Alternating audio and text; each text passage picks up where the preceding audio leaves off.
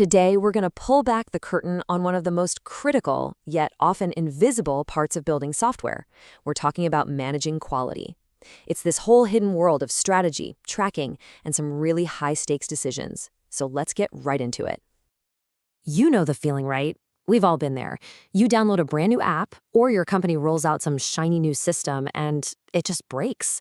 It really makes you wonder, with all the brilliant minds and powerful tech we have, why is so much brand new software still full of bugs?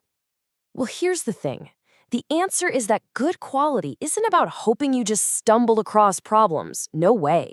It is a deliberate, highly organized campaign. It's a whole discipline called test management, and honestly, it's the only way to systematically hunt down and neutralize the threats that could sink a product. So how do you even begin to build a campaign like that? Well, first things first, you have to organize your troops. This is all about putting the right people in the right structure to actually be effective. Now, a cornerstone of any modern test organization is this idea of independent testing.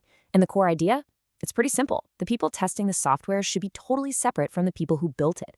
Think about it. This creates objectivity. It allows for a truly honest assessment of quality. But, and this is a big but, this independence creates a fundamental trade-off. The benefits? They're huge. You get a fresh perspective, a skeptical eye, and honest reporting without anyone worrying about stepping on toes. But the danger is that the test team can become an isolated island, seen as a bottleneck, or even worse, it can lead developers to think, hey, quality isn't my job anymore. It is a really delicate balance to get right. So within this structure, you've got very distinct roles. First up is the test leader. Think of them as the general of this whole campaign. They aren't in the trenches running every single test. Nope, they're focused on the big picture, devising the strategy, getting the resources, and reporting back on the overall status of the battle. The tester, on the other hand, well, they're your highly skilled frontline operative. They are deep in the details. They're analyzing requirements, creating the actual test cases, setting up the environments, and most importantly, they're executing the plan and meticulously documenting everything they find. Okay, so you've got the team in place, but you can't just tell them to go find bugs. That's like telling an army to just go fight. It doesn't work. You need a strategy. Good testing is never about brute force. It's all about intelligent planning. And that entire strategy revolves around one single central concept: product risk. And all that means is the possibility that the software will fail in a way that actually matters to someone, a customer, a user, anyone who has a stake in its success. This could be a crash, a wrong calculation, or even a security vulnerability. And that leads us straight to the most dominant strategy in modern testing: risk-based testing. Look, you can't test everything. There literally isn't enough time in the universe. So the key is to focus your limited time and resources on the areas where the risk of failure is the highest and the most impactful. And this is what that looks like in practice. A team will use a risk analysis template just like this one to identify potential problems, rate how likely they are and how bad the impact would be, and then plan how to deal with them. It transforms a vague worry into a concrete battle plan, making sure you're aiming your firepower where it's going to do the most good. So once that battle plan is in motion, the test leader has to know, are we actually winning?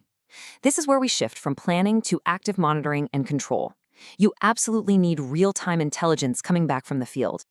Now, down at the micro level, this is what that intelligence looks like. Every single action gets tracked.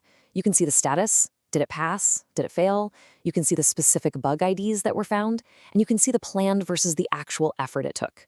This is the raw data, the reports from the ground that feed the entire management process. And all that raw data, it gets rolled up into a macro view, something like this. This is the command center chart. The dotted line shows you new bugs being discovered, and the solid line, that shows bugs being fixed. As you get closer to your release date, you're in a desperate race to see those two lines meet. This tells you, at a glance, if you're gaining control over the product's quality.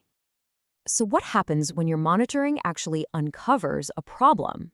When a tester finds something, that questionable behavior is logged as an incident. And this doesn't create chaos. No, it triggers a clear, disciplined protocol. Writing a good bug report is really an art form. The whole goal is to give a developer everything they need to find and fix the problem without a ton of back and forth. First, you reproduce it to make sure it's a real thing. Then, you isolate it, figuring out the precise trigger. And finally, you document it with crystal clarity. Once it's written, that report goes on a journey. It enters a formal life cycle. It moves from reported to opened, then it gets assigned to a developer. After a fix is made, it comes all the way back for confirmation testing. And only when the original tester confirms the fix is good does that incident finally get closed. It's a super rigorous process that makes sure nothing falls through the cracks. So, as we start to wrap this up, it's really important to redefine what victory even looks like in test management, because it is not as simple as just finding bugs. This classic quote from Fred Brooks, man, it just captures the stakes perfectly. Testing happens at the end of the project. So if you get your planning wrong, you don't find out when there's still time to recover. Oh no. You find out right before the delivery date, when the cost of that delay is at its absolute maximum. And that gets to the absolute heart of the matter. Testing doesn't exist in a vacuum. A test manager's real job is to provide the critical information needed to balance these four competing forces. If you push for perfect quality, you could destroy the budget and the schedule. But if you ignore quality to hit a date, you could destroy the product itself. And that brings us to our final thought. A perfect bug-free product? It's a myth. It doesn't exist. The real goal of test management isn't finding every last bug. It's making sure that when the product ships, there are no unacceptable risks left. And the entire discipline we've just talked about, it's about having a rational, data-driven process to know the difference.